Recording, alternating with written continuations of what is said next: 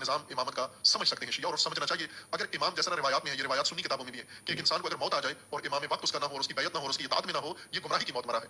اب خود اپنا حساب لگا لیں کہ آپ امامت کے بغیر کتنی نسلیں گزار چکے ہیں اور آگے موت بھی مر رہے ہیں اور آگے بھی جانا ہے، تو ہمیں جاہلیت کی زندگی روکنی چاہیے اور جاہلیت۔ تو آپ کہہ رہے ہیں چونکہ ان کے پاس نظام ہے تو وہ ایک آئیڈیل نظام ہے، تو بس پھر یزید بھی ایک آئیڈیل نظام رکھتا تھا۔ وہ کیا رکھتا تھا جی؟ سارے صحابہ نے اس کی بیعت کر لی تھی، اس وقت جتنے بھی اقالیم تھے، جتنی بھی اسٹیٹس تھے، سب نے کیا یزید کی بیعت کر لی تھی۔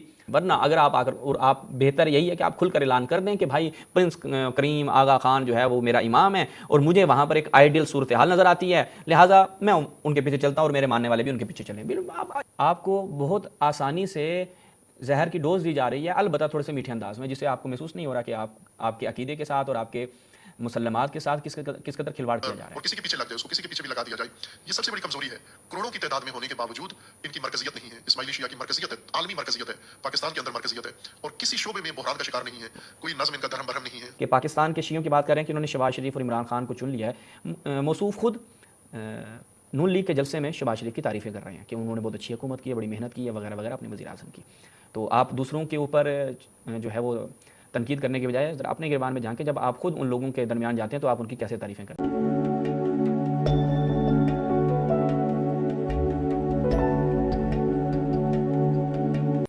اعوذ باللہ من الشیطان الرجیم، بسم اللہ الرحمن الرحیم۔ تمام ناظرین کی خدمت میں السلام علیکم ورحمۃ اللہ۔ ناظرین، حال ہی میں ایک ویڈیو مولانا جواد نقوی صاحب کی منظر عام پر آتی ہے کہ جسے مختلف جو آپ یہ کہہ سکتے ہیں کہ تشیع سے بیزار افراد ہیں، انہوں نے اس ویڈیو سے خوب استفادہ کیا۔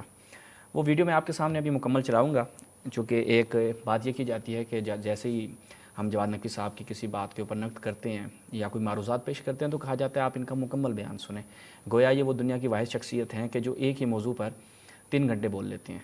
یعنی ایسا نہیں ہوتا، مطلب اگر کوئی انسان کوئی کلام کر رہا ہے تو اس کا سیاق و سباق دیکھا جاتا ہے۔ ہم حتماً اس لیے آج تک کبھی کوئی ثابت نہیں کر سکا کہ ہم نے سیاق و سباق کاٹ کر کوئی گفتگو پیش کی ہے، تو لہٰذا یہ عذر ختم کرنے کے لیے ہم ویڈیو مکمل آپ کی خدمت میں پیش کریں گے اور آپ کو سنوائیں گے ان کی مکمل ویڈیو، چونکہ جو انہوں نے اس بار گفتگو کی ہے یہ گفتگو مذہب تشیع کے مسلمات پہ ایک حملہ ہے، کس انداز سے کہ جو تشیع کا عقیدہ مہدویت ہے اور عقیدہ غیبت ہے، اس کو انہوں نے اس انداز سے پیش کیا ہے کہ جس سے سوء استفادہ کیا جا سکے اور کیا گیا ہے، اور ایسے افراد کہ جو منحرف ہو چکے اور ایسا نظام جو انحراف پر مبنی ہے اور فاسد ایک نظام ہے اور فاسد ایک عقیدہ ہے، اس کو آئیڈل بنا کر پیش کیا جا رہا ہے۔ تو آج کا ایک جوان یہ تو سوچے گا نا کہ تشیع میں یہ جو پیش کر رہے ہیں، خود ایک شیعہ عالم ہے جو یہ بتا رہا ہے کہ ہمارے پاس کوئی چیز نہیں ہے، ہم بے آسرا افراد ہیں، بے آسرا قوم ہیں، بے آسرا مذہب ہے ہمارا، اگر آپ کو کوئی آئیڈیل مذہب دیکھنا ہے تو وہ فلاں مذہب ہے۔ وہ انشاءاللہ میں آگے گفتگو رکھوں گا۔ اسماعیلیوں کے حوالے سے موصوف نے یعنی جواد نقوی صاحب نے بہت زیادہ اس کو ہائی لائٹ کیا اور کہا کہ اس وقت دنیا میں اگر کوئی آئیڈیل نظام ہے، کوئی آئیڈیل عقیدہ ہے تو وہ کس کا ہے؟ وہ اسماعیلیوں کا ہے، اور جو پھر انہوں نے گفتگو کی میں انشاءاللہ آپ کی خدمت میں رکھوں گا۔ لیکن اس سے پہلے میں چاہتا ہوں کہ آپ کے سامنے ایسے افراد کے جو اسلام سے بھی بیزار ہیں، تشیع سے بالخصوص بیزار ہیں، انہوں نے کیسے جواد نقوی صاحب کی گفتگو سے استفادہ کیا اور سوشل میڈیا پر انہوں نے لکھا، لوگوں کے ذہن میں شکوک شبہات ڈالنے کی کوشش کی۔ یہ جو کہا جاتا ہے کہ ہم جناب جواد نقوی صاحب کی بات سے غلط مراد لیتے ہیں، ہم ان کی جو فہم ہے وہ ہم درست نہیں سمجھ پاتے، اس طرح کی باتیں کی جاتی ہیں۔ میں آپ کے سامنے رکھتا ہوں کہ ایسا نہیں ہے فقط ہم نقد کرتے آئے ہیں، بلکہ ان کی گفتگو ہوتی ہی ایسی ہے کہ جس سے ہمیشہ تشیع کو نقصان اور مخالف تشیع جو افراد ہیں ان کو تقویت ملتی ہے۔ یہ سب سے پہلے ملاحظہ کیجئے، یہ شخص ہے مبشر زیدی۔ مبشر زیدی آپ کو معلوم ہے کہ یہ نہ 3 میں نہ 13 میں، اب اس کا معلوم نہیں ہے کہ یہ مسلمان ہے، یہ ملحد ہے، یہ ہے کیا، یعنی اس کا پتہ ہی نہیں ہے۔ اب یہ کیا لکھتا ہے صفحہ روغنیشن بدین، دیکھیں یہ اپنی اس پہ وال پہ کہتا ہے ایک خیال یہ ہے کہ اہل تشیع کے 11ویں امام لا ولد تھے۔ اب دیکھیے گا جواد نقوی صاحب کی گفتگو سے کیسے اس نے ایک تناظر میں گفتگو کی ہے کہ ان کے پاس شیعہ الجھن اور انتشار کا شکار ہو جاتے ہیں، اور قریبی ساتھیوں نے 12ویں امام کا نظریہ ایجاد کیا، امام کے اپنے بھائی نے اسے مسترد کر دیا، لیکن قوم نے تسلیم کر لیا اور اب اثنا عشری امامیہ یعنی 12 ائمہ والے کہلاتے ہیں۔ ماضی اور حال کے کئی شیعہ علماء نے اس نظریے کو مسترد کیا، ان میں احمد الکاتب شامل ہے۔ ماضی اور حال میں پہلے یہ اس کا جملہ ہے کہ ماضی اور حال میں کئی شیعہ علماء نے، نہیں ایسا نہیں ہے، تشیع کے مسلمات دیکھا جاتا ہے، اگر کوئی شاذ نظریہ نکال کے لے آتا ہے، احمد الکاتب کا فقط یہ نہیں، وہ تشیع کے تقریباً مسلمات سے منحرف ہو چکا ہے۔ تو ایسے شخص کو کہنا کہ بھئی تشیع کے کئی علماء نے، یہ تو ایک سیدھا سیدھا جھوٹ ہے۔ ایران کا ولی فقیہ کا نظریہ بھی در حقیقت اسے کمزور کرتا ہے۔ یہ در حقیقت آپ کی ولایت فقیہ اور ولی فقیہ کے نظریے سے جہالت پر ایک دلیل ہے مبشر زیدی صاحب۔ اگر چلانیہ 12ویں امام کے ظہور کی دعائیں مانگی جاتی ہیں، سبحان اللہ۔ اب دیکھیے گا، اب پاکستانی مولوی جواد نقوی نے شیعوں کا نیا امام مقرر کرنے کا خیال پیش کیا ہے، ٹھیک ہے۔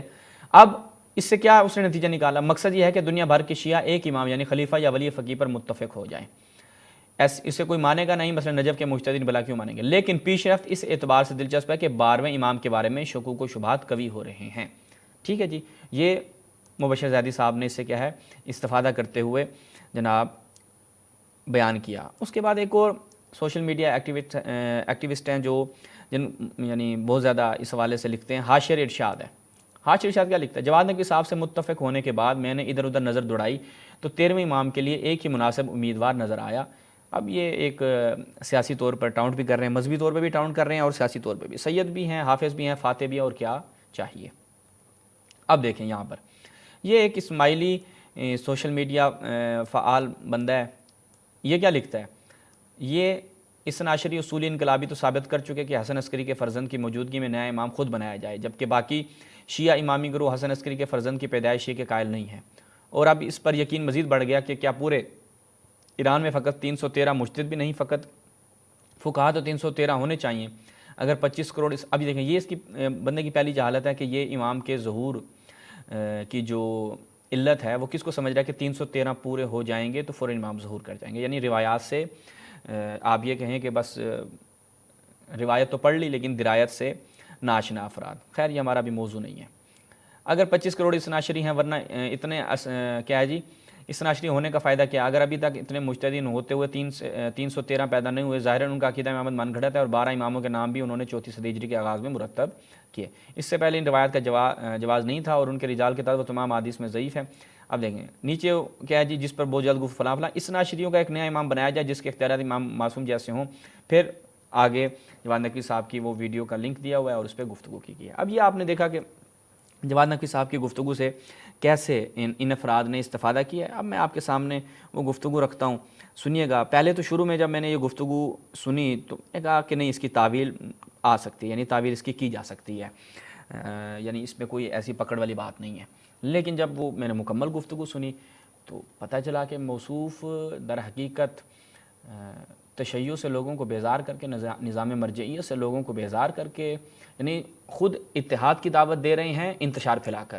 یعنی یہ ایک بڑی دلچسپ بات ہے کہ اتحاد کی طرف کہتے ہیں، وحدت کی طرف آ جائیں۔ وحدت کیسی ہے کہ سب ایک شخص پہ جمع ہو جائیں، اور اس کے لیے کیا کر رہے ہیں؟ انتشار پھیلا رہے ہیں۔ انتشار کیا پھیلا رہے ہیں؟ لوگوں کو مرجعیت سے، نظام مرجعیت سے بدظن کر رہے ہیں۔ اور کیا کیا بیان کیا یہ آپ خود سنیں، پھر انشاءاللہ ساتھ ساتھ اس کے اوپر ہم اپنی معروضات عرض کریں گے۔ ذرا سماعت فرمائیں۔ لیکن کیا ہو سکتا ہے کہ قابلیت رکھتے ہوئے، اجتہاد کی قابلیت رکھتے ہوئے کئی مراجع تقلید بن جائیں؟ یہ بات نہیں چھیڑتے عموماً۔ ہم نے اپنے اساتید کے ساتھ بھی یہ سوال اٹھایا تو انہوں نے مصلحتاً کہا کہ یہ باتیں کرنے کی نہیں ہے، اور اگر آج بھی ہم یہ باتیں نہیں کر سکتے۔ اب دیکھیں، آپ کے اساتید نے حوزے میں کہا کہ یہ باتیں کرنے کی نہیں ہیں، مصلحتاً کرنے کی نہیں ہیں۔ اگر خواص میں مصلحتاً کرنے کی نہیں ہیں تو عوام میں بطریق اولیٰ یہ کرنے کی نہیں ہے، تو یہ کوئی دانش مندی نہیں ہے۔ یعنی اگر فقہا اور مراجع اور جو آپ کے اساتید تھے، ظاہر بات ہے ان میں بڑی شخصیات ہیں، اگر وہ یہ سمجھتے تھے تو آج آپ آ کر یہ چیز بیان کر رہے ہیں اور کہہ رہے ہیں کہ نہیں جی مجھے کرنی چاہیے یہ باتیں۔ ہمارے اساتید تو مصلحتاً نہیں کرتے تھے لیکن میں کروں گا، اور اس کا فائدہ کیا ہوگا وہ فائدہ میں آپ کو دکھا چکا ہوں کہ کیا ہو رہا ہے، اور آگے بھی عرض کرتے ہیں، سنیں جی۔ تو ظاہر ہے کہ دین کی بنیاد اسی طرح رہے گی اور اسی طرح انتشار رہے گا۔ بالآخر کسی نسل کو متوجہ ہونا چاہیے ان حقائق کی طرف، اور ہم اس انتشار سے بچ کر اپنی مرکزیت قائم کریں۔ لیکن پہلے شیعہ تو ایک مرکزیت پر آئیں، پہلے شیعہ تو ایک مرکزیت قائم کر کے ایک امام چنیں اور اس ایک امام کی پیروی کریں۔ اس کے تسلسل میں یہ بات آنی ہے کہ ایک امامت کا نظام آج کے اس دور میں کیسے ہو سکتا ہے۔ تو میں ہمیشہ مثال اور ماڈل پیش کیا ہے کہ اسماعیلیہ سلسلہ نے امامت واحدہ قائم کر کے اس دور، ماڈرن دور میں، ٹیکنالوجی کے دور میں اور اس پراکندہ اور انتشار کے دور میں ایک مرکزیت قائم کر کے 1.5 کروڑ لوگوں کو ایک رسی کے ساتھ باندھا ہے۔ تو جو اس سے زیادہ 20 سے 25 کروڑ عوام دنیا میں شیعہ اثنا شری ہیں، ان کو بھی اسی فارمولے کے تحت ایک رسی سے باندھا جا سکتا ہے اور ایک حبل واحد، حبل متین واحد سے ان کو جوڑا جا سکتا ہے. لیکن اس کے لیے بیداری شعور کی ضرورت ہے. اس کے لیے امامت کے مبلغین کی ضرورت ہے. امامت کے تاجر تو موجود ہیں لیکن امامت کے مبلغ نہیں ہیں. امامت فروش ہیں جو ذکر ائمہ کر کے پیسے کماتے ہیں، فیسیں لیتے ہیں، لیکن امامت کا نظام دنیا کو ہدیہ کرنے کے لیے توفیق نہیں ہے ان کے پاس. عوام خود توجہ کریں، میڈیا کا دور ہے، اس دور میں ہر چیز ہر انسان کو میسر ہے. آپ خود غور و فکر کریں کہ امامت سے تعلق رکھتے ہوئے ہم امامت کے نظام سے محروم کیوں ہیں، وجوہات کیا ہیں، اور ان وجوہات سے نکل کر ہم کیسے ایک ہو سکتے ہیں. اس کے لیے جو مرحوم اسماعیلیہ پیشوا ہے پرنس یہاں پہ تو چاہیے تھا جواد نقوی صاحب کو کہ وہ امامت کا نظام پیش کرتے نا روایات اہل بیت سے، کہ یہ امامت کا وہ نظام ہے کہ جو ائمہ معصومین علیہ السلام نے دیا ہے. آپ کہتے ہیں کہ لوگ ایک امام سے متمسک ہیں اور ایک امام سے جو ہے وہ جڑے ہوئے ہیں، تو اس سے اسماعیلیہ فرقہ جو ہے وہ ایک آئیڈیل فرقہ ڈکلیئر ہوتا ہے، ان کا نظام ایک آئیڈیل نظام ڈکلیئر ہوتا ہے. تو آپ اس کو کس جہت سے کہہ رہے ہیں؟ آپ اس جہت سے کہہ رہے ہیں کہ لوگ اس کے پیچھے چل رہے ہیں اور اس سے وہ آئیڈیل نظام بن جاتا ہے. تو ہمارے ہاں تشیع کے ہاں آپ امام زمانہ جل اللہ تعالیٰ فرجہ شریف، ان سے لوگ متمسک ہیں. امام کے ظہور کی دعائیں، امام کی یعنی خود ایک مہدویت کا جو عقیدہ ہے وہ تشیع کے اندر ایک ایسا عقیدہ ہے کہ جو تشیع کو جوڑتا ہے. آپ اس کے اوپر کیوں زور نہیں دیتے؟ امام مہدی کی غیبت کے حوالے سے جو روایات ہیں ان کو پیش کرنا، پھر امام کی جو غیبت کے زمانے میں آپ کو کیسے رہنا ہے، وہ کون سے مسائل ہیں، یعنی خود امام کی روایات، جو امام کی نسبت غیبت کی جو روایات ہیں ان کی آپ کو تبیین کرنی چاہیے نا، کہ آپ اس مہدوی معاشرے کو آپ کیا کریں، پروان چڑھائیں، بجائے اس کے کہ آپ لوگوں کو اسماعیلیت کی طرف لے کے جائیں. یعنی ہونا یہ چاہیے نا. آپ کہیں کہ ہم جس امام کا عقیدہ رکھتے ہیں وہ امام پردہ غیبت میں ہے. پردہ غیبت میں کیوں ہیں؟ چونکہ خدا کی مصلحت ہے. خدا کی مصلحت ہے تو اب ہماری کیا ذمہ داری ہے اس وقت کہ جب ہم ایک امام کو ماننے والے اور ہمارا عقیدہ مہدویت اس قدر مضبوط عقیدہ ہے کہ اس کے مقابلے میں نہ کوئی آئیڈیل عقیدہ ہے نہ آئیڈیل نظام ہے. یہ ہونا چاہیے. آپ اس پر فوکس کرنے کے بجائے لے کر جا رہے ہیں لوگوں کو کہ دیکھیں اسماعیلیوں کی طرف چلیں، وہاں پر دیکھیں کہ آئیڈیل نظام بھی ہے اور آئیڈیل عقیدہ بھی ہے. اچھا اب آگے چلتے ہیں. عقیدے کا اگرچہ انہوں نے واضح لفظ استعمال نہیں کیا، نظام کی طرف ان کا زیادہ فوکس ہے، لیکن آگے چونکہ یہ جس انداز سے بیان کر رہے ہیں تو اس سے ایک چیز یہ سمجھ میں آتی ہے کہ ایک عام بندہ یہی سوچے گا کہ بھائی وہ جو نظام ہے وہ اس عقیدے سے جڑا ہوا ہے جو وہ رکھتے ہیں، تو لہٰذا وہ ایک آئیڈیل چیز بنے گی، تو وہ ایک لازم اور ملزوم چیز بن جائے گی جو ایک انڈرسٹوڈ مسئلہ ہے. اب آگے سنیں. موصوف یہاں تک جو گفتگو ہے یہاں سے یہ چیز سمجھ میں آ رہی تھی شروع میں کہ بیان کرنا چاہ رہے ہیں کہ جناب آپ ایسا کیجئے کہ ایک امام کے اوپر آ جائیں. امام سے یہاں مراد کیا ہے؟ امام سے مراد یعنی ممکن ہے کہ ان کی مراد امام سے مراد جو ان کی مراد ہے وہ امام منصوص نہیں ہے، یعنی غیر منصوص. مطلب آپ ایک ولی فقیہ کے پیچھے آ جائیں، ایک ولی فقیہ ہو اور اس کے پیچھے تمام تشیع کو آ جانا چاہیے اور وہ تمام دینی اور دنیاوی امور میں آپ کے لیے متاوہی قرار پائے. یعنی یہ سمجھ میں آ رہا تھا. لیکن آگے جو انہوں نے گفتگو کی ہے، آگے جو انہوں نے استدلال کیا ہے، وہ استدلال اس تعویل کو اور اس جو ہماری فہم تھی ان کی گفتگو سے اس کو رد کرتا ہے. اور وہ چیز پتہ چلتی ہے کہ یہ مہدویت سے لوگوں کو منحرف کر کے، امام زمان سے لوگوں کو منحرف کر کے دوسری طرف لے کے جانا چاہ رہے ہیں. میرے جتنے بھی جواد نقوی صاحب کے فالوورز ہیں میں چاہوں گا کہ گفتگو مکمل سماعت فرمائیں، ان کی بھی میری بھی ہوش و حواس میں رہ کر، اس کے بعد پھر جو آپ کے دل میں آئے. بسم اللہ. ماغا خان ان کی امامت آپ ایک ماڈل کے طور پہ رکھ سکتے ہیں. پاکستان کے شیعہ شہباز شریف بلکہ اب تو عمران خان کے پیروکار ہو گئے ہیں. انہوں نے اپنا امام عمران خان کو چن لیا ہے. بس سیاسی سیاسی لوگوں کی وہی جو میں پھر انشاءاللہ بھی تھوڑی دیر بعد رکھوں گا کہ پاکستان کے شیعوں کی بات کریں کہ انہوں نے شہباز شریف اور عمران خان کو چن لیا ہے. موصوف خود نون لیگ کے جلسے میں شہباز شریف کی تعریفیں کر رہے ہیں کہ انہوں نے بہت اچھی حکومت کی ہے، بڑی محنت کی ہے وغیرہ وغیرہ اپنے وزیر اعظم کی.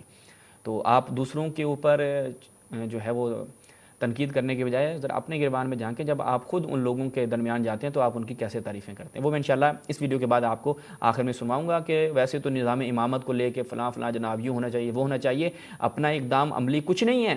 ٹھیک ہے، صرف کیا لوگوں میں ایسے ایک تشویش پھیلانا، اور جب پریکٹیکلی طور پر خود ہی آتے ہیں تو خود انہی افراد کے پیچھے چلتے ہیں اور انہی کی محفلوں میں بیٹھتے ہیں اور انہی سے چیزیں وصول کرتے ہیں کہ جس نظام کو یہ طاغوت کا نظام کہتے ہیں. پھر طاغوت کے نظام کے جو سرگنا ہیں ان کی تعریفیں کیسے کرتے ہیں میں انشاءاللہ آپ کو ناظرین دکھاؤں گا آج. یہ سنے ذرا آگے. امام زین العابدین علیہ السلام کے زمانے میں جن تنظیموں نے امامت سے ہٹا کے محمد ابن حنفیہ کی طرف لوگوں کو موڑ دیا، یا دیگر لوگوں نے دیگر لوگوں کی طرف قائدین کی طرف، اسی طرح آج بھی یہ کام ہو رہا ہے. ظاہر ہے کہ ایسی جماعت جس کا بالکل ہو رہا ہے اور آپ یہ کر رہے ہیں. اب آپ سے میرا معصومانہ سوال یہ ہے اور آپ کے ماننے والوں سے سوال یہ ہے کہ آپ کہہ رہے ہیں کہ جناب حنفیہ کے زمانے میں کیا ہوا جی، لوگوں نے امام سجاد علیہ السلام سے لوگ کو کی طرف لوگ جائیں، اس سے ہٹا کر جناب حنفیہ اور پھر اس کے بعد دیگر جو مدعین امامت آئے ان کی طرف لوگوں کو راغب کیا۔ تو آپ مجھے یہ بتائیں اس وقت نظام امامت کیا تھا؟ میرا آپ سے سوال ہے، ابھی چونکہ آپ نظام امامت کی بات کریں، آپ کہتے ہیں عقیدہ امامت صرف تشیع کے پاس ہے، نظام ان کے پاس نہیں ہے۔ تو میرا آپ سے سوال یہ کہ اس وقت نظام امامت کیا تھا جو آپ یہ مثال دے رہے ہیں؟ کیا نظام امامت تھا؟ آپ کے جتنے ماننے والے ہیں اور جتنے بھی آپ کے اسپوکن پرسن ہیں، میں سب سے یہ سوال کر رہا ہوں کہ اس وقت نظام امامت کیا تھا کہ جو آپ اس زمانے کی مثال دے کر اس کو تطبیق دے رہے ہیں آج کے زمانے کے ساتھ، کہ آج بھی یہی ہو رہا ہے کہ جناب اصل اس سے ہٹا کر دوسری طرف لے کے جا رہے ہیں۔ تو اس وقت بھی عقیدہ امامت تھا اور آج بھی وہی عقیدہ امامت ہے۔ آپ ذرا اس نظام امامت کی ہمارے لیے وضاحت کریں کہ امام علی علیہ السلام، امام حسن علیہ السلام کے مختصر زمانے کے علاوہ دیگر ائمہ کے زمانے میں نظام امامت کیا تھا؟ وہ نظام کیسا تھا کہ جو آج نہیں ہے، جس کی وجہ سے تشیع انتشار کا شکار ہے؟ اور اس وقت تشیع میں اجتماع تھا، تو یہ تو آپ ثابت کریں گے نا، تشیع میں اس وقت اجتماع تھا خود ائمہ کے زمانے میں، ائمہ کے ہوتے ہوئے۔ مجھے واقعی سمجھ نہیں آتی کہ ایک ادنا سا طالب علم جو تاریخ سے آگاہ ہو وہ ان چیزوں سے بخوبی آشنا ہے کہ خود ائمہ کے زمانے میں بھی یعنی یہ ایک انتشار معمولی، یعنی خود غلو کے عقیدے جو آپ یہ بیان کر رہے ہیں نا کہ مبلغین ہیں لیکن دوسرے مبلغین ہیں جو تاجر ہیں فلان ہیں، خود کیا جواد نقوی صاحب میرا آپ سے سوال ہے کہ خود ائمہ کے زمانے میں ایسے مبلغین نہیں تھے؟ خود ائمہ کے اصحاب میں ایسے افراد آپ کو دیکھنے کو ملیں گے جو ہم تو کلہم عدول کے قائل نہیں ہیں نا۔ ائمہ نے جب وہ ایک نظام بنایا خمس کا تو لوگ پیسوں کی وجہ سے انحراف کا شکار ہو گئے، وہ ایک اور امام کے مدعی بن گئے۔ واقفیہ مذہب کی آپ بیان کریں لوگوں کے سامنے تو آپ کیا کہیں گے؟ اس سے کیا خلل لازم آتا ہے کہ اس وقت نظام امامت کمزور تھا یا ہدایت امامت کا جو ایک سلسلہ تھا وہ کمزور تھا؟ ان کیا کہیں گے آپ؟ واقعاً یہ چیز سمجھ سے باہر ہے کہ آپ آج آ کر ایک ایسی چیز پیش کر رہے ہیں کہ جناب یہ ہو جانا چاہیے، اور خود پھر جب ہم تاریخ میں جائیں گے کیا خود ائمہ نے اس کے لیے تگ و دو کی ہے تو ہمیں نظر نہیں آئے گی۔ آپ مرجعیت کی بات کرتے ہیں، وہ تو اس سے تشیع میں انتشار نہیں آتا۔ اگر میں سید سستانی کی تقلید کرتا ہوں، فلاں رہبر معظم کی تقلید کرتا ہے، یہ تشیع میں آپ اس کو انتشار کا سبب بنتے ہیں کہ جی یہ آگے چل کے بیان کریں گے، یہ انتشار نہیں ہے، یعنی یہ آپ کے ذہن کا انتشار ہے لیکن خارجی طور پر یہ چیز انتشار نہیں کہلاتی۔ آگے سنیں جی۔ امام نہ ہو، جس کا پیشوا نہ ہو، جو کسی کی بیعت نہ ہو، جو کسی کے تابع نہ ہو، جو کسی کی پابند نہ ہو، اس کو اختیار ہے وہ کسی شخص کو بھی اپنا پیشوا رہبر اور کسی کے پیچھے لگ جائے، اس کو کسی کے پیچھے بھی لگا دیا جائے۔ یہ سب سے بڑی کمزوری ہے۔ کروڑوں کی تعداد میں ہونے کے باوجود ان کی مرکزیت نہیں ہے۔ اسماعیلی شیعہ کی مرکزیت ہے، عالمی مرکزیت ہے، پاکستان کے اندر مرکزیت ہے، اور کسی شعبے میں بحران کا شکار نہیں ہے، کوئی نظم ان کا درہم برہم نہیں ہے۔ اب میں اس پہ نہیں گفتگو کرنا چاہتا کہ وہ لوگ کس قدر استحصال کا شکار ہیں۔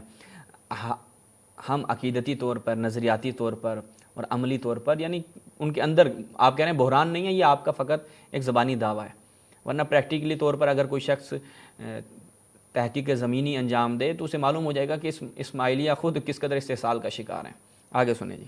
اور اسماعیلیہ کے اندر باقی نفری ساری امام کی اطاعت پر پابند ہے۔ یہی اطاعت کا نظام ہے جو اسناشری کو سمجھنا ہوگا، لیکن کیسے سمجھیں گے؟ مجھے بھی عملی نہیں لگتا کہ اسناشری سمجھیں گے۔ مثلا اتنے افراد ہوتے ہوئے مفاد پرست، اتنے پیشہ ور ذاکر، اتنے پیشہ ور خطیب، اتنے گمراہ مولوی ہوتے ہوئے آیا وہ شیعہ اسناشری کو امامت کی طرف متوجہ ہونے دیں گے؟ اس کا امکان مجھے بھی نہیں لگتا، لیکن ٹیکنالوجی کا دور ہے، اگر شیعہ متوجہ ہونا چاہیں تو ہو سکتے ہیں، ان سامریوں سے آزاد ہو کے وہ اپنا نظام امامت کا سمجھ سکتے ہیں شیعہ۔ اور سمجھنا چاہیے اگر امام جیسا روایات میں ہے، یہ روایات سنی کتابوں میں بھی ہے کہ ایک انسان کو اگر موت آ جائے اور امام وقت اس کا نہ ہو اور اس کی بیعت نہ ہو اور اس کی اطاعت میں نہ ہو، یہ گمراہی کی موت مرا ہے۔ اب خود اپنا حساب لگا لیں کہ آپ امامت کے بغیر کتنی نسلیں گزار چکے ہیں اور آگے موت بھی مر رہے ہیں اور آگے بھی جانا ہے، تو ہمیں جاہلیت کی زندگی روکنی چاہیے اور جاہلیت کی موت بھی روکنی چاہیے۔ اب بتائیں جی، اب اس کے بعد کہ اس حدیث کو یہ اگر ان کی مراد مرجعیت تھی، اگر ان کی مراد وہ رہبر سیاسی ہونا یا ولی فقیہ ہونا وہ مراد ہے، تو کیسے ان روایات کو اس کے اوپر تطبیق دے رہے ہیں؟ یہاں پر آ کر، یعنی اس مسئلے پر آ کر جو انہوں نے آ کر استدلال قائم کیا ہے، ہر قسم کی تعویل کا راستہ بند ہو جاتا ہے، اور ہر قسم کی آپ یہ کہیں کہ آپ سوء تفاہم کا شکار نہ ہوں کہ نہیں یہ مہدویت کو کمزور نہیں کری، عقیدہ مہدویت کو ٹارگٹ نہیں کر رہے، یا عقیدہ منسوسیت کو ٹارگٹ نہیں کر رہے، وہ ایک آپ کہیں کہ جو سوء تفاہم ایجاد ہو رہا تھا اس کا راستہ بند ہو جاتا ہے، بلکہ یہاں پر بات بالکل واضح اور کلیئر کٹ ہو جاتی ہے کہ موصوف یہ بیان کرنا چاہ رہے ہیں کہ اگر آپ آج ایک امام کی بیعت میں نہیں ہیں اور وہ امام کی بیعت کو آپ تطبیق دے رہے ہیں ان روایات سے کہ جو بیعت منسوسہ یعنی جو ائمہ منسوسہ کی بیعت ہے اس پر آپ تطبیق دے رہے ہیں کہ آج آپ کسی امام کی بیعت میں نہیں تو آپ جاہلیت کی موت مر رہے ہیں، اور کہا کہ کتنے عرصے سے تشیع میں یہ ہے کہ آپ کی کتنی نسلیں جاہلیت کی موت مری ہیں۔ اب میرا ایک شیعہ بھائی جو جواد نقوی صاحب کو بہت زیادہ سنتا اور فالو کرتا ہے وہ خود یہ سوچے کہ آہستہ آہستہ آپ کو کیا یعنی کس طرف لے جایا جا رہا ہے. آپ کو بہت آسانی سے زہر کی ڈوز دی جا رہی ہے، البتہ تھوڑے سے میٹھے انداز میں، جس سے آپ کو محسوس نہیں ہو رہا کہ آپ کے عقیدے کے ساتھ اور آپ کے مسلمات کے ساتھ کس قدر کھلواڑ کیا جا رہا ہے. اور یہاں پر حوزہ علمیہ کے بزرگان کو، پاکستان کے بزرگان کو توجہ دینی چاہیے کہ اس انداز سے عقیدہ امامت پر اگر کوئی شخص پاکستان میں بیٹھ کے تشیع کے نام سے ٹارگٹ کرے اور حملہ آور ہو تو اس کا جواب آپ سب کی ذمہ داری ہے، اس کے اوپر آپ کا رد عمل بہت ضروری ہے.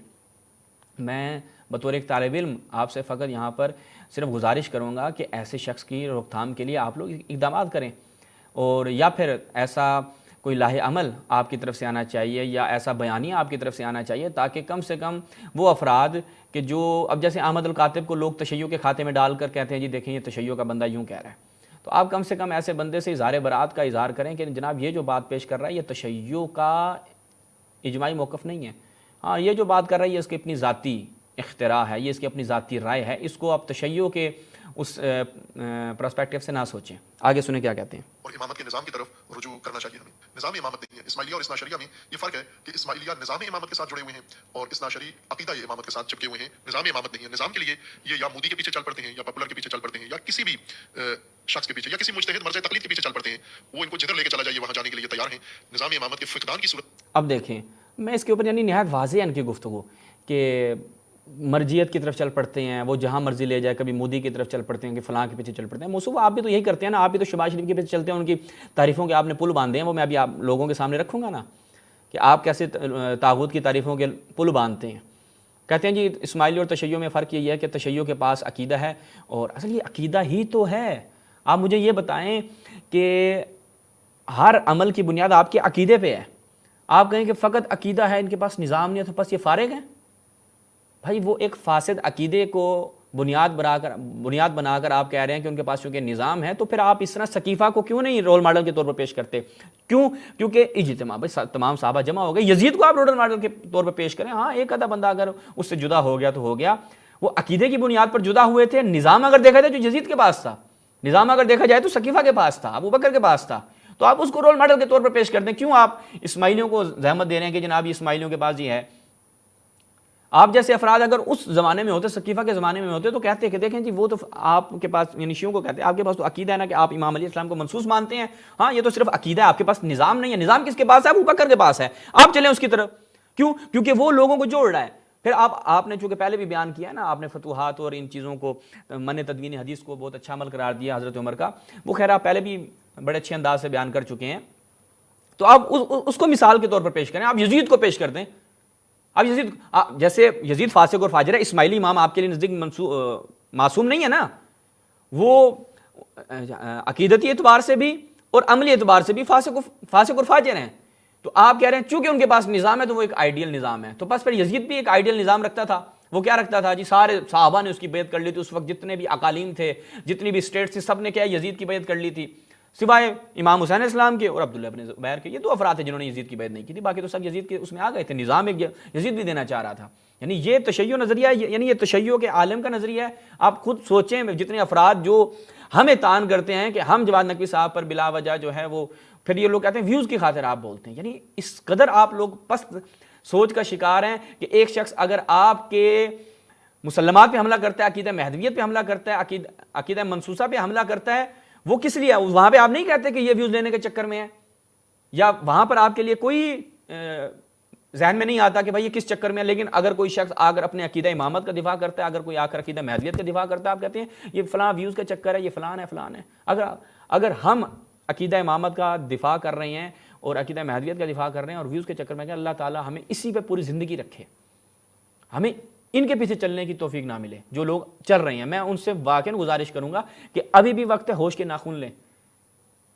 آپ اس قدر فکری طور پر کمزور ہو چکے ہیں کہ کوئی شخص بھی ابھی یہ دوسروں کو کہا کہ جی وہ جاہل ہے اس کے پیچھے چل پڑتے ہیں، طاغوت کے مودی کے پیچھے چل پڑتے ہیں. بھائی جو آپ کے پیچھے چل رہے ہیں وہ بھی تو اندھیدھند تقلید کر رہے ہیں جو آپ کے مقلدین ہیں. اب دیکھیے گا آگے کیا بات کرتے ہیں اور وہی چیز ان کی طرف پلٹتی ہے.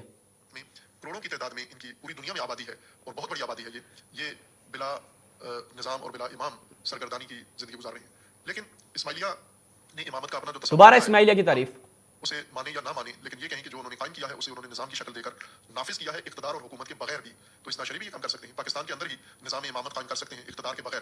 کہیں اسی طرح جس طرح پرنس کریم آغا خان نے اپنی شیعہ مسلک اور شاخ کی رہنمائی کی ہے، اس وقت پاکستان کے شیعہ آئمہ کے پاس نہیں تھا، یہ اقتدار نہیں تھا، ٹھیک ہے. امام علیہ السلام کے پاس 4 سال کچھ عرصہ، امام حسن علیہ السلام کے پاس 6 ماہ کچھ عرصہ، اس کے علاوہ کسی امام کے پاس وہ اقتدار حکومت نہیں تھا. اس کے ساتھ کون سا نظام تھا؟ مجھے وہ نظام آپ ذرا بتائیں گے نا، تاکہ پتہ چلے آئیڈیل نظام. کیوں آپ آئمہ اہل بیت سے وہ ہمیں آئیڈیل نظام نہیں دکھا پا رہے؟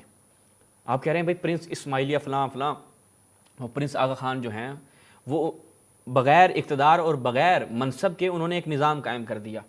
تو ہمارا سوال تو یہ بنے گا نا ایک شیعہ ہونے کے ناطے، اور ان کے اگر طالب علم جو روبوٹ کی صورت میں بیٹھے ہوتے ہیں ان کا بھی یہ سوال بنتا ہے، وہ کریں اپنے استاد سے اور یہ آ کر اس کو بیان کریں کہ جناب یہ بتائیے کہ ان آئمہ کے زمانے میں جن کے پاس اقتدار نہیں تھا، جن کے پاس منصب نہیں تھا، انہوں نے کون سا نظام قائم کیا تھا؟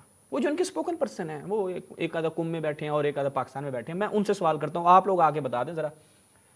یہ تو جواب نہیں دیں گے نا، ان کے ہاں تو جواب کی پالیسی نہیں ہے. آپ لوگ جو آتے ہیں اور ادارے میں، قم کے کسی ادارے میں بیٹھ کے آپ لوگ آ کر جناب ان کے ہر فاسد نظریے کو بہت، میں وہ الفاظ استعمال نہیں کرنا چاہتا کہ اس کے فلاں کو حلوہ بنا کے پیش کر رہے ہوتے ہیں. تو آپ آ کے ذرا وہ پیش کریں نا کہ دیکھیں امام سجاد علیہ السلام کے زمانے میں اقتدار نہیں تھا، منصب نہیں تھا، لیکن یہ ایک نظام امامت تھا.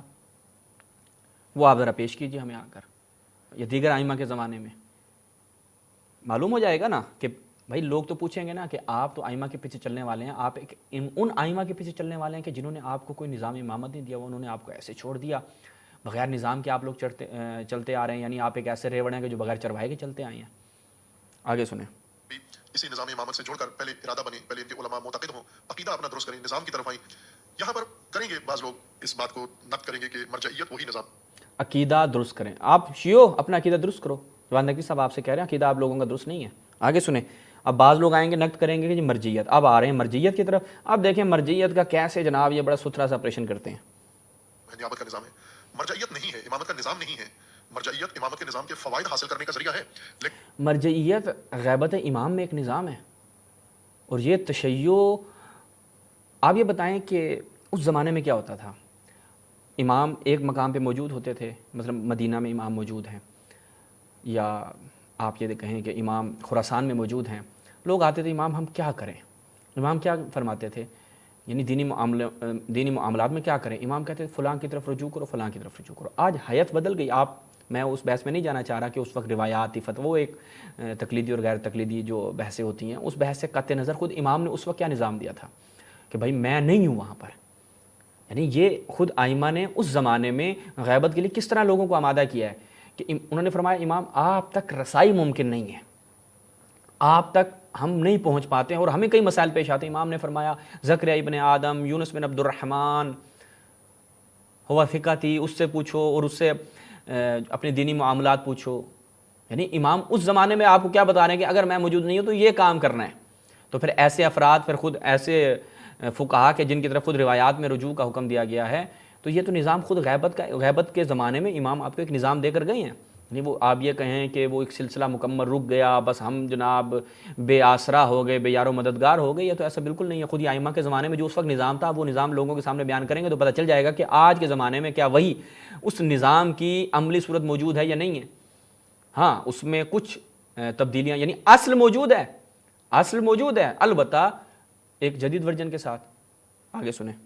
نفاذ نہیں ہے مرجعیت، دین کے نفاذ کا نام نہیں ہے. یعنی آپ شیعہ اثنا عشری مرجع تقلید کو آپ پرنس کریم آغا خان کے برابر نہیں قرار دے سکتے، چونکہ شیعہ یہ بالکل نہیں. ہم استغفر اللہ، یہ پرنس کریم آغا خان آپ کا رول ماڈل ہوگا.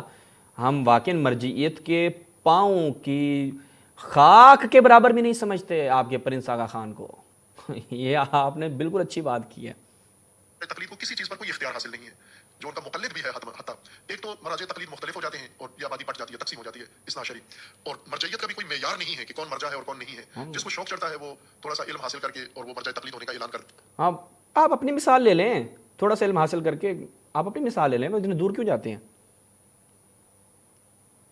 اور ظاہر ہے کہ لوگ مل جاتے ہیں، اگر بالکل سفید لوگ واقعی مل جاتے ہیں، مرجعیت کا اعلان کر دے تو اس کو بھی مقلد اور پیروکار مل جائیں گے. جیسا کہ پاکستان میں تجربے ہوتے رہتے ہیں، ایسے اناڑی اور मुख्तलिफ खिलाड़ी अपनी मर्जियत लोगों को मनवा लेते हैं। हाँ, आप अपनी मिसाल ले लें ना कि लोग आपको भी मिल गए हैं, यानी हर इंसान के हिस्से के कुछ, मैं वो नहीं अल्फाज इस्तेमाल करता, कि कुछ ऐसे होते हैं, ठीक है, और वो अंधाधुंध चल पड़ते हैं। जैसे आपके पीछे आज लोग चल रहे हैं, आप जो मर्ज़ी कह दें, आप चाहे मरजइयत की तौहीन करें, आप फ़ुक़हा को अनाड़ी कहें, या अनाड़ी से मुराद जैसे गुज़श्ता आपकी बहस थी कि ये इन फ़ुक़हा को उसको 100 साल या 10 साल पहले पैदा होना चाहिए था, उनको पता नहीं है कि भाई चाँद के मसले में हमें एक हो जाना चाहिए वगैरह वगैरह। ये जो आपने पहले अपने सारे बयानात में मरजियत के ऊपर हमला किया, वो हम उसका जवाब पहले दे चुके हैं। आगे सुने।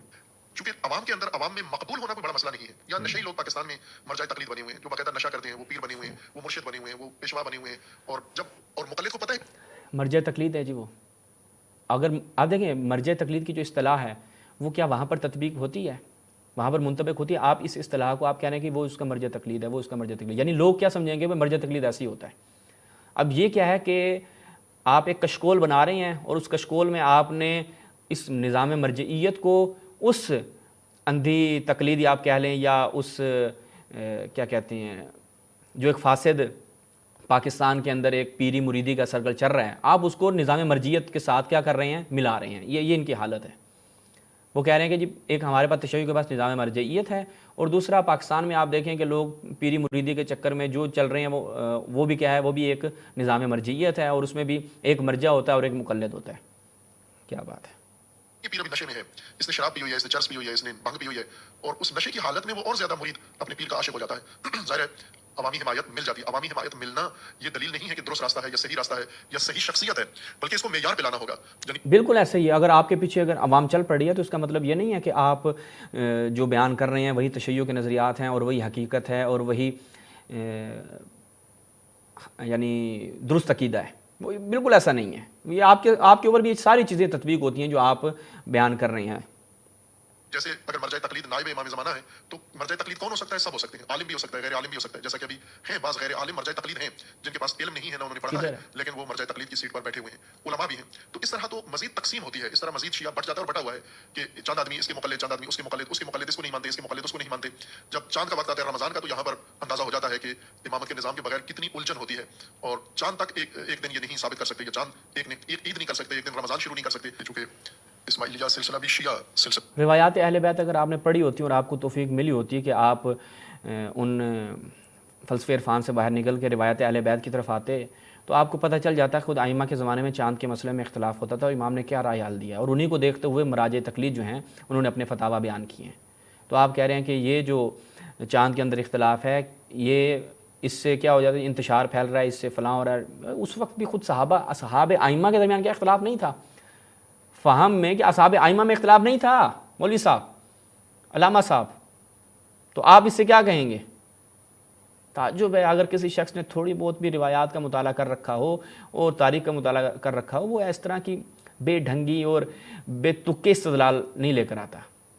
मैं इससे यानी मज़ीद ज़्यादा खोल नहीं सकता। फिर जो हमारे अहबाब हैं वो कहते हैं कि जिस तरह की गुफ्तगू नहीं करनी चाहिए, वो तो इल्मी गुफ्तगू, ये इल्मी गुफ्तगू कर रहे हैं सर। वो निज़ाम मरजियत को चरसी भंगई और सब के साथ जोड़ कर उनके साथ एक ही सफ़ में खड़ा करके आप वो बयान कर रहे हैं। ये आपको कोई हमला मरजियत पे हमला नज़र नहीं आता, ठीक है। ये गुफ्तगू आपको बहुत नर्म नज़र आती है। अगर हम इनके जवाब में थोड़ा सा हकीकत और थोड़ा सा इनका चेहरा रोशन करने के लिए कुछ बातें करें तो वो कहा जाता है कि जी ये तो आपने गुस्ताखी कर दी। चलें जी आगे सुने गुस्ताखी उनके जमात के अंदर और उनके मंशूर में और उनकी किताबों में बाकायदा जो उनका रस्मी नाम है जो उन्होंने रजिस्टर करवाया हुआ है वो शिया इमामिया इस्माइलिया सिलसिला है। यानी उसके अंदर शिया का लफ्ज़ भी ताकीद के साथ है और उसके साथ इमामिया का भी ताकीद। इमामिया की इस्तिलाह नहीं मालूम, और वो है इनके अंदर इमामत का तसलसल।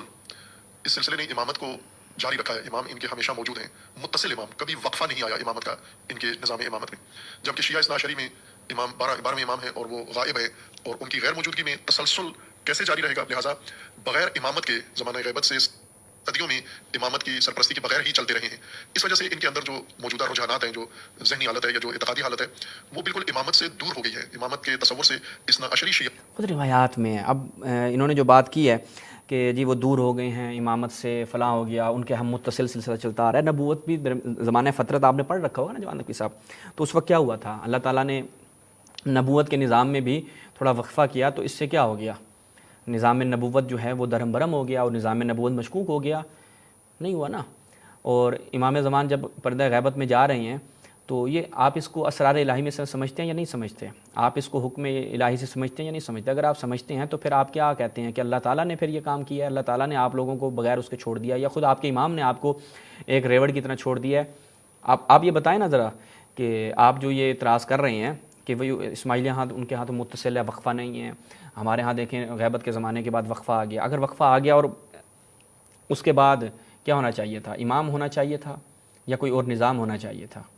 اور وہ نظام کون سا نظام ہونا چاہیے تھا؟ مرجعیت کا نظام ہے، اور مرجعیت کا نظام آپ دیکھ لیں غیبت صغریٰ سے لے کے غیبت کبریٰ کے اوائل سے ابھی تک ایک نظام چلتا آ رہا ہے۔ ہمارے محدثین و علماء ان کا روایات اہل بیت کے تناظر میں لوگوں کی رہنمائی کرنا، یہ ایک سلسلہ چلتا آ رہا ہے، اور وہ ایک ہدایت کا سلسلہ چلتا آ رہا ہے۔ اور خود امام زمانہ اجل اللہ تعالیٰ فرجہ شریف کے حوالے سے جو مذہب تشیع کا نظریہ وہ یہ ہے کہ امام ہماری نظروں سے غائب ہیں، یعنی ہم امام کو نہیں دیکھتے، خود شخص سے امام موجود ہے، ہم شخصیت کو نہیں پہچانتے، وہ ایک الگ مسئلہ ہے۔ غیبت نام ہی اس کا ہے کہ ہم سے شخصیت غائب ہے، شخص غائب نہیں ہے، شخص موجود ہے، امام موجود ہے، امام ہدایت بھی کرتے ہیں۔ اور خود ہماری روایات میں ہے کہ پوچھا کہ بھئی کیسے فائدہ اٹھائیں ہم، کہا کہ امام اسی طرح سے نفع پہنچاتا ہے جس طرح سورج جب بادلوں کی اوٹ میں چلا جاتا ہے موجود ہے اور منفعت بھی حاصل ہو رہی ہے، لیکن آپ کو نظر نہیں آ رہا۔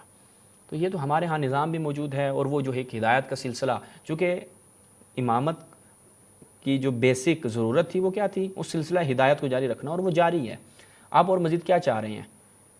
مجھے نہیں معلوم کہ آپ کھل کر آئیں، آپ کہیں کہ جی میں اعلان کرتا ہوں کہ اس وقت میں اسماعیلی ہو چکا ہوں، چونکہ مجھے اسماعیلیوں میں یہ چیزیں نظر آئی ہیں، مجھے اسماعیلیوں کے نظریات اور اعتقادات میں فلاں چیز نظر آئی ہے، اس کی وجہ سے پھر ہم آ کے انشاءاللہ آپ کا اس میں علمی نقد کریں گے۔ کیا مطلب ہے علمی نقد کریں گے؟ آپ کے خود ان اسماعیلی فسادات کو آپ کے سامنے رکھیں گے اور بحرانات کو آپ کے سامنے رکھیں گے۔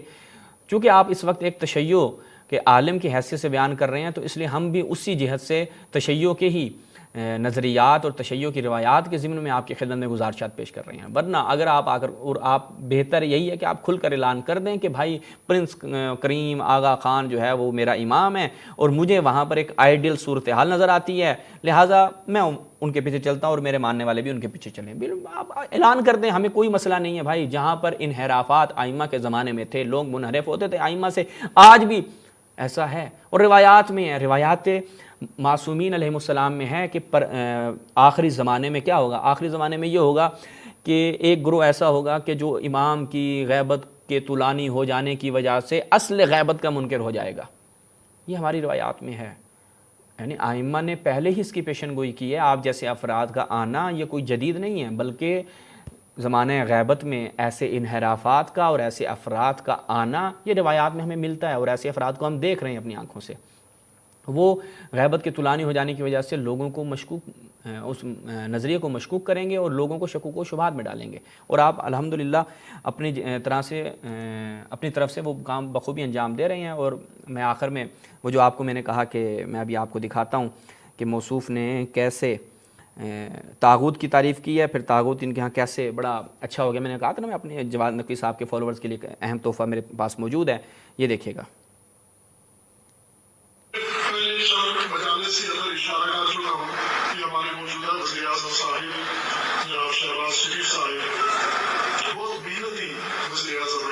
ہمارے موجودہ وزیر آواز میں، چونکہ ان کی ریکارڈنگ ہمیں ایسے موصول ہوئی ہے، ہمارے موجودہ وزیر اعظم صاحب بہت محنتی وزیر اعظم ہیں۔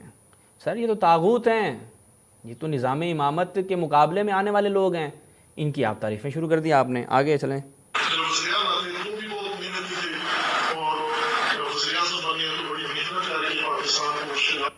جب یہ وزیر اعلیٰ تھے شہباز شریف صاحب تب بھی بڑے محنتی تھے، اور اب تو ماشاءاللہ وزیر اعظم بن گئے، اب تو کیا بات ہے۔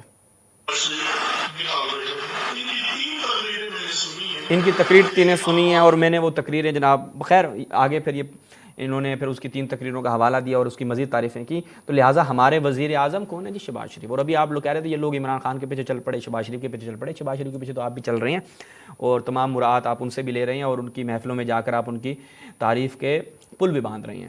تو لہٰذا یہ دوگانگی اور یہ لوگوں کو شکوک و شبہات میں ڈال کر خود انہی کی گود میں جا کر بیٹھنا، یہ ایک مومن بندے کی علامت نہیں ہے۔ مومن وہ ہے کہ جو بات کرے اسی پہ عمل بھی کرے. اس کے برعکس منافق کی یہ علامت ہوتی ہے، کہتا کچھ ہے کرتا کچھ ہے. میں تطبیق نہیں دیتا. اسی پہ ہم اجازت چاہیں گے. والسلام علیکم ورحمۃ اللہ.